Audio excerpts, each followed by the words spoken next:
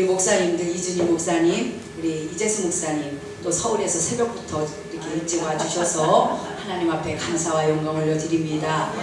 이분들을 잠시 소개해 드리자면, 이제 저희들이 지난해 필리핀 선교를 같이 이렇게 동역자로 갔어요. 근데 필리핀 선교에 갔을 때 놀라운 하나님의 은혜를 저에게 체험을 주셨어요.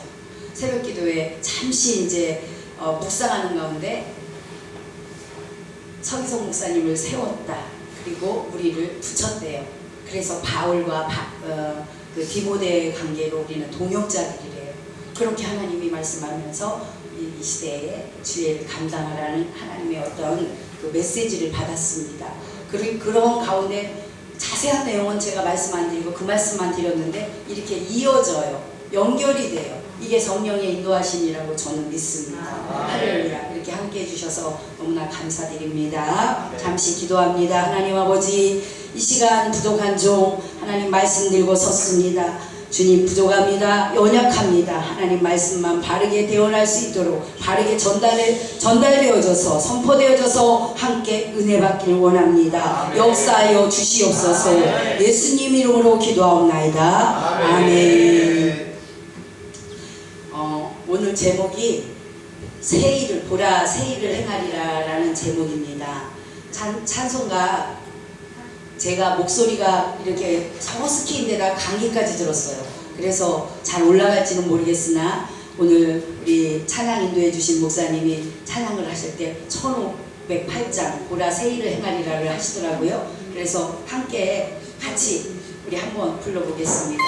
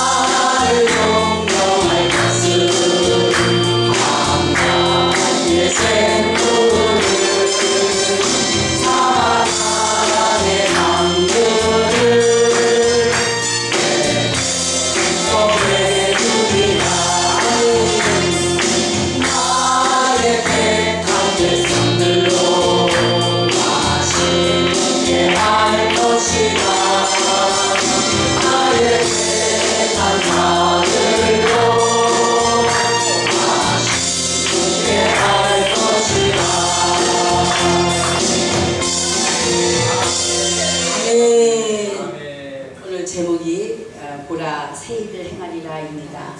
오늘 올 연초에 1월 2일 날 2박 3일 여기 백석대학교 영성대회가 있었어요. 여기서 참석을 했는데 시간마다 참 많은 은혜를 받았습니다.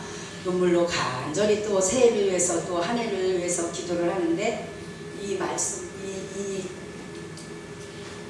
말씀을 주세요. 그러면서 보라 새일을 행하리라.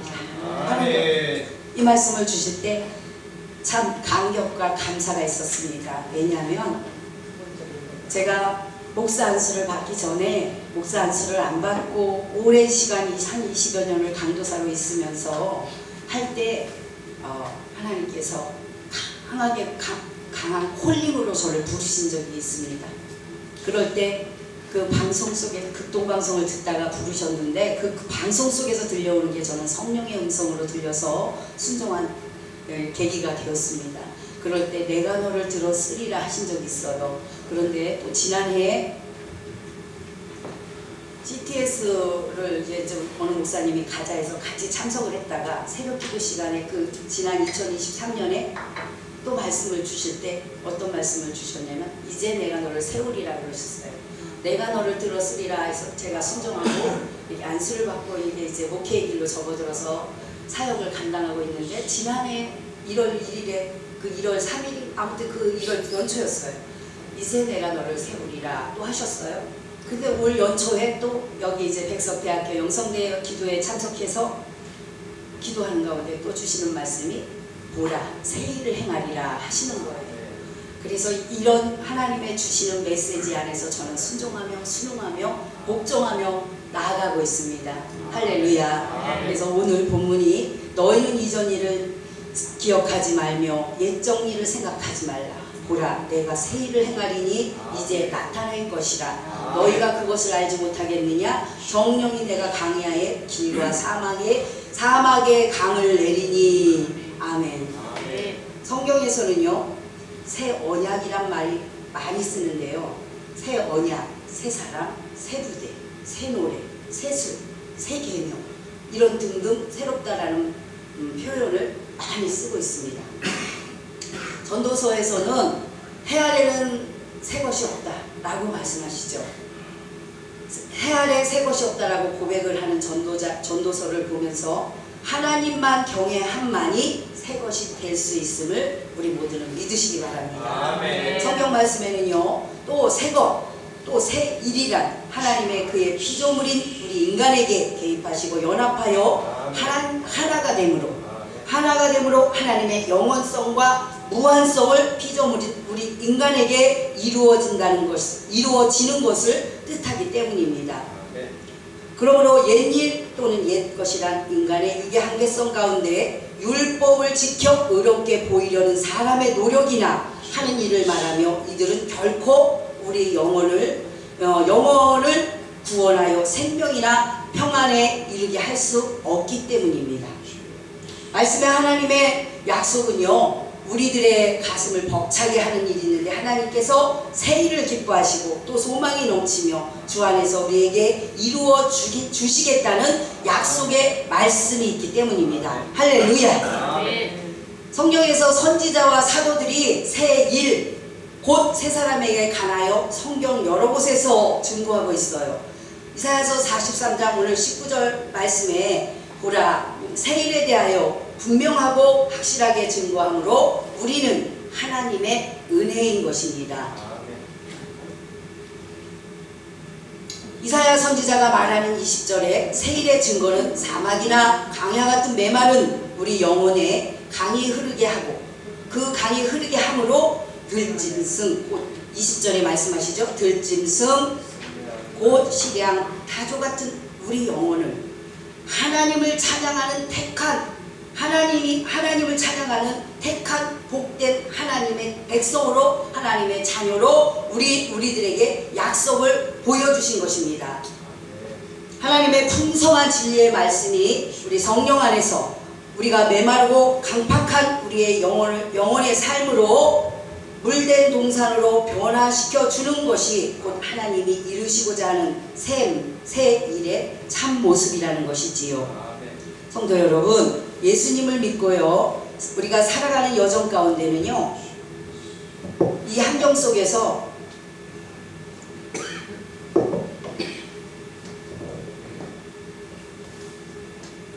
요셉의 도단도 만나고 강풍도 만나고 또 아들랑굴에 들어갈 때도 있어요. 이러한 어려움을 만날 때 우리는 먼저 기도해야 합니다. 신명기 10장 12절로 13절의 말씀에 이스라엘아 들으라 내 하나님 여호와께서 내게 요구하시는 것이 무엇이냐. 여호와를 경외하며 그 모든 도를 행하고 그를 사랑하며 내 하나님 여호와를 섬기고 내가 오늘날 내 행복을 위하여 내게 명하는 여호와의 명령과 규례를 지킬 것이 아니냐. 그러므로 너희는 마음에 할례를 행하고 다시는 목을 곧게 하지 말라 말씀합니다. 하나님을 사랑하고 순종하고 믿음의 길을 걸어가면 분명한 것은요 우리를 행복하게 책임져 주신다는 것을 하나님이 약속하고 계십니다. 우리는 마음의 할례, 생각의 할례, 입술의 할례, 이 할례를 받고 삶의 잘못된 것들과 제약된 것들은 가감하게 잘라내야 된다는 것이지요. 무엇보다도 부정적인 생각을 버리고 긍정적인 생각과 이 지정의에 입각해서 생각, 말, 행동하는 믿음의 동역자와 우리 성도님들이 되시길 소망하고요. 우리 자신의 언어 생활이 하나님께 흡양될 수 있도록 거룩한 것이 되시기를, 거룩한 우리의 삶이 되시기를 축복합니다. 예배소서 1장 4절로 8절의 말씀에 보면 곧 창세전에 그리스도 안에서 우리를 택하사 우리로 사랑 안에서 그 앞에 거룩하게 흠이 없게 하시려고 우리가 그리스도 안에서 그의 은혜의 풍성함을 따라 그의 피로 말미암아 구속 곧 제사함을 받았으니 이는 그가 모든 지혜와 총명으로 우리에게 넘치게 하사 말씀하고 계세요. 이와 같이 우리는 십자가의 핏공로로 복음을 통해 구속하시고 구원받은 자들입니다. 아멘이시지요. 어제 우리 이상달 목사님을 통하여 세 번의 시간에, 특강 시간에 우리에게 십자가의 은혜에 대해서, 재림의 복음에 대해서, 십자가의 복음에 대해서, 또 한 가지가 뭐였죠? 창조 복음에 대해서 우리가 말씀을 들었습니다. 이와 같이 이런 우리가 십자가의 은혜로, 십자가의 복음으로 인해서 우리는 예수님으로 말미암아 구원받고 구속받은, 그래서 우리는 새 사람, 거듭난 사람들인 자이기를 주님의 이름으로 축복합니다. 아멘. 하나님이 창세전에 택하시고 예수님의 십자가의 은혜로 구원하시고 도우시는 성령님께 기도하고 구하는 것은 받은 줄로 믿으라 말씀하시지요. 아멘. 저와 우리 여러분이요, 제 권세 아래 있었어요. 그러나 하나님의 택하심으로 형벌에서 벗어나 새로운 피조물, 새 사람이 된 것을 믿으십니까? 아멘. 보잘것없는 우리를 택해 주셨음을 기억하고 복음에 합당한 삶을 우리는 살아가야 할 것입니다. 갈라디아서 6장 7절 8절에 보면 스스로 속이지 말라 말씀하세요. 하나님은 만홀이 여김을 받지 아니하시나니 사람이 무엇으로 심든지 그대로 거두리라 말씀하고 있습니다. 자기 육체를 위하여 심는 자는 육체로부터 썩어진 것을 거두고 성령을 위하여 심는 자는 성령으로부터 영생을 거둔다고 말씀하고 있습니다. 우리 자신이 되지도 못했는데 된 줄로 스스로 지혜롭게 여겨요. 내가 다 된 줄로라고 착각하고 사는 사람들이 있단 말이죠. 이렇게 스스로 되지도 못했는데 된 줄로 알고 스스로 지혜롭게 여기고 이 어리석은 자가 되어서는 우리는 안 될 것입니다. 또한 믿음 있는 척하고 육신대로 다중성으로 살아갈 것이 아니라는 거예요. 믿음과 행위가 일치하는 삶을, 우리는 믿음과 우리의 삶이 일치가 되어야 합니다. 삶이 생활이 되어야 되고 생활이 삶이 되고 우리가 믿는 사람답게 살아가야 믿음의 덕과 향기와 그리스도의 빛과 소금의 역할을 감당하며, 때로는 군사로 때로는 편지 역할을 하며 감당하며 살아가고 있는 것입니다. 제가 9살 때 교회 전도를 받고 처음 교회를 나갔어요. 나갔다 온 날 우리 아빠가 돌아가셨어요. 그래서 그날 영희 아버지, 유기 아버지가 내 평생에 교회를 처음 나간 날인데 갔다 오니까 아빠가 돌아가셨어요. 그게 영희 아버지, 유기 아버지가 바뀐 거예요. 유기 아버지는 일찍 9살에 돌아가셨으니 저는 어린 시절이니까 그렇게 크게 상처가 이런 걸 그때는 몰랐을 때잖아요. 그냥 아버지가 안 계신 그 자리, 그런 것만 알았지. 근데 유기 아버지, 영희 아버지가 바뀌어서 그때부터의 그 하나님은요, 제가 이제 그렇게 생활을 했을 때 그런 걸 몰랐어요. 성령 은혜 받고도 크게 못 깨달았어요. 그게 수십 년 지나서 영적으로 이제 온전하지는 않지만, 우리도 지금도 저는 만들어져가는 가정이지만 영적으로 어느 정도 성장, 성숙이 되었을 때 깨달아지는 은혜가 있는 거예요. 그게 영적인 아버지가 9살 때부터 나를 붙들고 사랑의 끈으로 이끌고 가셨다라는 것을 깨달았습니다. 아멘. 그래서 하나님의 은혜가 내 삶의 뒤를 돌아보니 그 은혜라는 찬송의 가사가요, 저는 제 삶의 고백이 되는 거예요. 내가 태어나 뒤돌아보니 하나님의 은혜가 아닌 것이 하나도 없는 거예요. 어린 시절부터 저를 이끌어 주시고 어떤 어려움 속에, 어떤 위험 가운데 있을 때는 항상 지켜주시고 보호해 주셨다는 것을 제가 뒤늦게 알고 깨달았습니다. 이와 같이 하나님의 영적인 아버지, 유기 아버지가 바뀐 그 이후로 이제 10대를 지나고 20대 이제 중반에 결혼이라는 것을 했을 때, 결혼이라는 것을 했었어도 그냥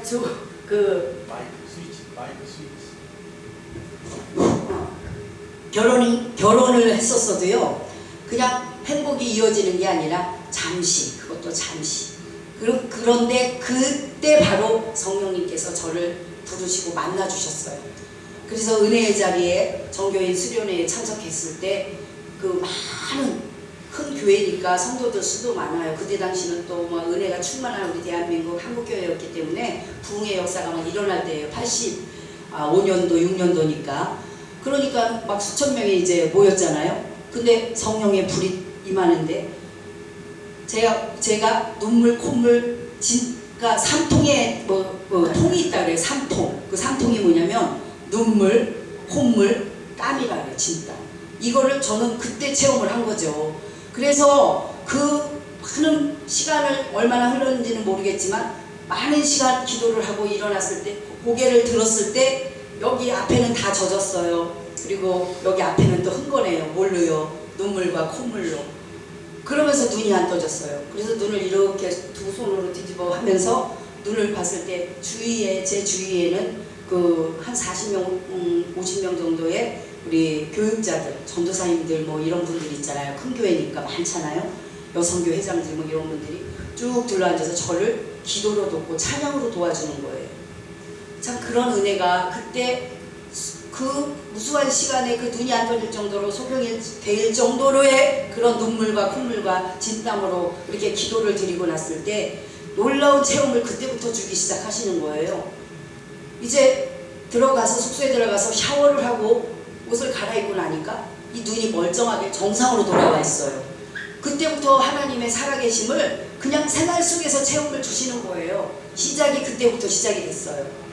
그런 은혜를 받고 나면서 그때부터 이제 어디로 입학을 시켜주세요? 강야 학교. 강야 학교를 입학을 시켜주셔서 입학을 하는 다음 거기에 들어가면 어떻게 돼요? 이제 훈련이에요. 연단이에요. 고난이에요. 아픔이에요. 어려움이에요. 슬픔이에요. 이런 모든 것들을 거치고 성령 안에서 연단되어 가는 과정이 제가 지난해 40년이라고 아마 말씀드린 적이 있을 것 같아요. 그렇게 세워진 가정이 40년이 걸렸어요. 근데 20년은 그로부터 그 바로 은혜 받고 26의 은혜 받아서 27의 교회학교 교사로, 우리 아침 새벽 기도한 목사님 교사로 부장을 안 하고 총무하셨다 그러죠. 저는 부장으로 그 큰 교회의 그 총괄, 그 교회학교의 그 총괄을 맡아서 이렇게 또 일하면서 아무튼 20년을 중학교 3학년 애들만 케어를 했어요. 교회학교에서. 그런 것들을 같이 하면서 평신도로 또 뭐 잘 가는 말, 뭐 더 잘 가라고 한다는 말이 있듯이 하나님께서 그 교회에서 또 저를 여성교 뭐 회장 또 지역장으로 다 이렇게. 근데 이제 그렇게 하고 날 때 제 역량이 부족하다는 걸 제가 느끼기 시작했어요.